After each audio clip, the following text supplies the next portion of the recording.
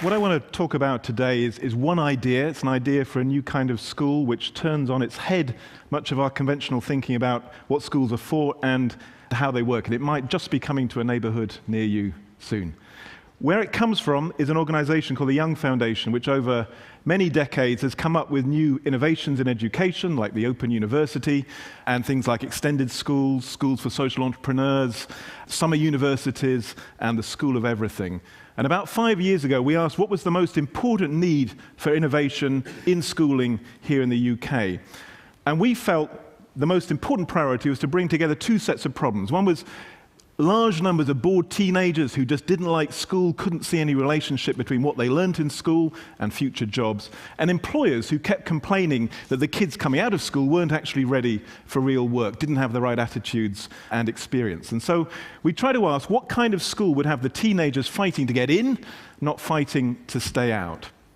And after hundreds of conversations with teenagers and teachers and parents and employers and schools from Paraguay to Australia, and looking at some of the academic research which showed the importance of what's now called non-cognitive skills, the skills of motivation, resilience, and that these are as important as the cognitive skills, formal academic skills, we came up with an answer, a very simple answer in a way, which we called the studio school.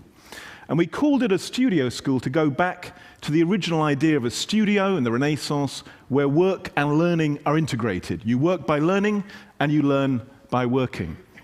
And the design we came up with had the following characteristics. First of all, we wanted small schools, about 300-400 pupils, 14 to 19-year-olds, and critically, about 80% of the curriculum done not through sitting in classrooms, but through real-life practical projects working on commission to businesses, NGOs, and others. That every pupil would have a coach as well as teachers, that would have timetables much more like a work environment and a business, and all of this would be done within the public system, funded by public money, but independently run. And all at no extra cost, no selection, and allowing the pupils the route into university, even if many of them would want to become entrepreneurs and have manual jobs as well. Underlying it was that some very simple ideas that large numbers of teenagers learn best by doing things, they learn best in teams, and they learn best by doing things for real. All the opposite of what mainstream schooling actually does. Now, that was a nice idea, so we moved into the rapid prototyping phase.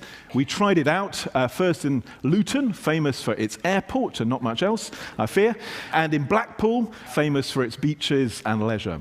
And what we found, we got quite a lot of things wrong and then improved them, but we found that the young people loved it. They found it much more motivational, much more exciting than traditional education. And perhaps most important of all, 2 years later, when the exam results came through, the pupils who had been put on these field trials, who were in the lowest performing groups, had jumped right to the top. In fact, to the top, pretty much top decile of performance in terms of GCSEs, which is the British sort of marking system. Now, not surprisingly, that influenced some people to think we were onto something. The Minister of Education down south in London described himself as a big fan, and the business organizations thought we were onto something in terms of a way of preparing children much better for real-life work today. And indeed, the head of the Chambers of Commerce is now the chairman of the Studio Schools Trust, and helping it work not just with big businesses, but small businesses all over the country. We started with 2 schools.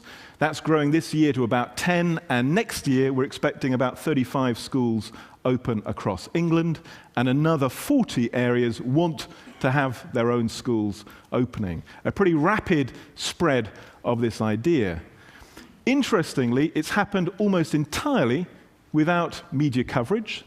It's happened almost entirely without big money behind it. It's spread almost entirely through word of mouth, virally, across teachers, parents, people involved in education, and it spread because of the power of an idea, which is a very, very simple idea about turning education on its head and putting the things which were marginal, things like working in teams, doing practical projects, and putting them right at the heart of learning rather than on the edges.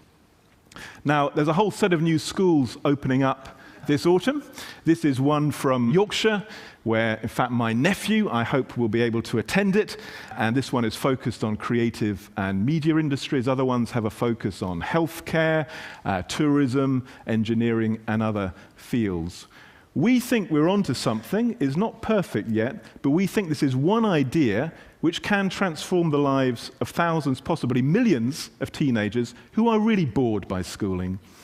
It doesn't animate them. They're not like all of you who can sit in rows and hear things, said to you for hour after hour. They want to do things. They want to get their hands dirty. They want education to be for real.